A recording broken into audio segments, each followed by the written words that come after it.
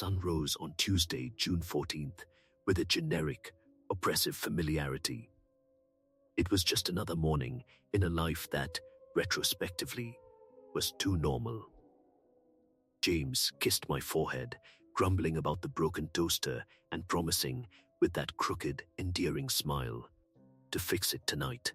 He grabbed his briefcase and walked out the door, his long brown hair catching the morning light, his mismatching eyes, one brown, one green, reflecting a future that would never arrive. That was 30 days ago. That was the last time I saw my husband as a distinct, whole human being. By noon, a subtle, cold uneasiness began to settle in my chest, replacing the morning's routine comfort. By 5 p.m., the silence of the house was not just quiet.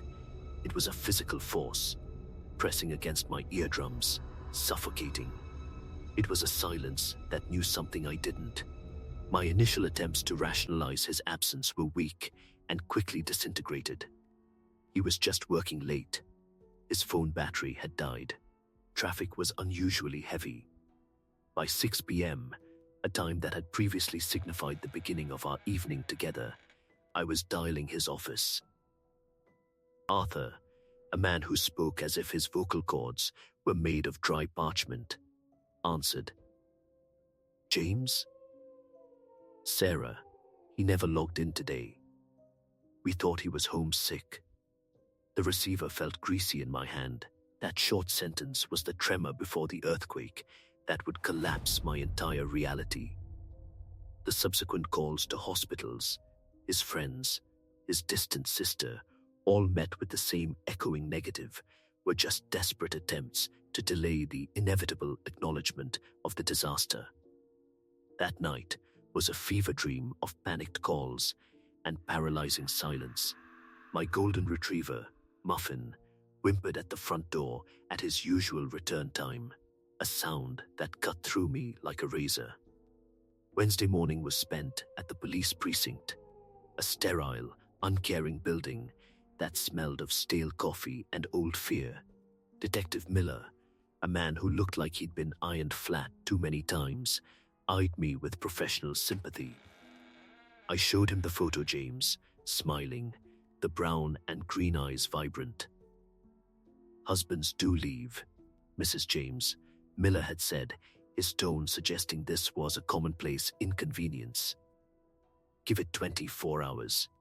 His advice felt like a death sentence. 24 hours was an eternity when every second was a battle against my own racing, catastrophic thoughts.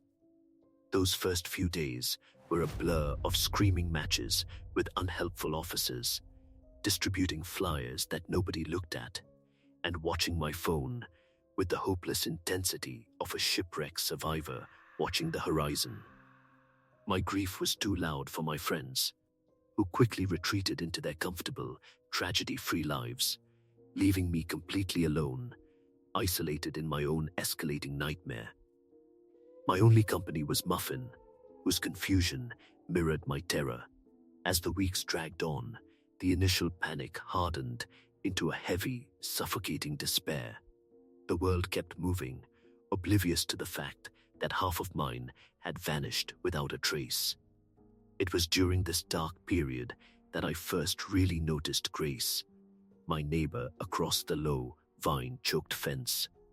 She was always there, tending her roses with a precision that was terrifyingly calm. Grace was a woman in her 50s, always serene, always saying the right, soothing thing. She'd been a widow for years, she said, her own husband having left under similarly mysterious circumstances. She invited me over one particularly grey afternoon, offering a sanctuary of herbal tea and the hypnotic scent of blooming lilies. Her support was initially a lifeline, but the longer I was near her, the more the serenity felt calculated. Her calm was too deep, a placid surface that hid something ancient and cold. I started gardening at her suggestion, digging my hands into the soil to ground myself. For a while, it worked. The physical labor exhausted me, offering a temporary reprieve from my haunting thoughts. The horror began on a Tuesday, exactly 1 month after James vanished. I walked into my garden with a mug of coffee, expecting nothing more than the scent of damp earth and blooming petunias. Instead, I saw the ground near the old shed. A shed James had built a year ago, pulsating. It wasn't the soil, but what was moving just beneath the surface. I knelt down, the cold dew soaking my jeans. And there they were, earthworms. But they were all wrong. They didn't have that slimy, iridescent sheen. They looked soft, like they were made of pale, stretched human skin. I watched, frozen, as they writhed and coiled in a pattern that seemed too deliberate for nature.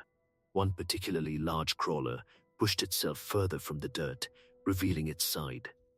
On it, in a perfect micro-tattoo, was the head of a dog. Muffin. James had that exact tattoo on his right calf. The mug slipped from my hand, shattering on a paving stone. A catastrophic, impossible thought hit me.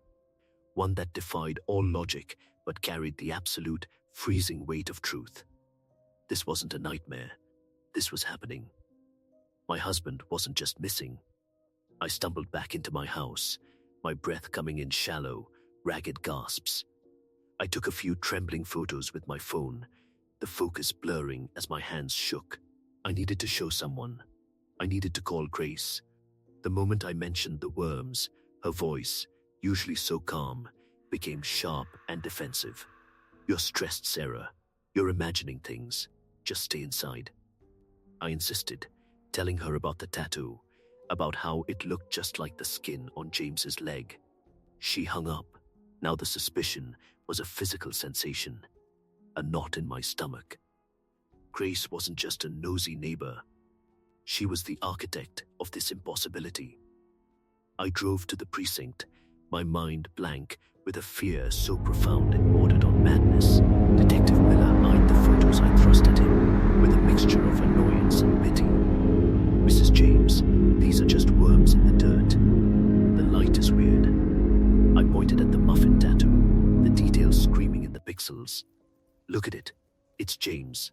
Another officer, a younger man named Detective Evans, peered over Miller's shoulder. He went silent. He looked from the photo to me, then back to the photo. Without a word, he pulled out a drawer and extracted an old, weathered missing person file from years ago. He slapped it onto the desk. The file contained photos of a garden much like mine, but perhaps 5 years older, and on the soil was a similar flesh-like worm bearing a tattoo of a heart. The file name was David Reed. Evans opened another file. Arthur Pendleton, another flesh worm with a wedding band impression in the skin. The eyes of both detectives were now serious and very, very cold. Evans muttered, "A common thread. Grace Pendleton.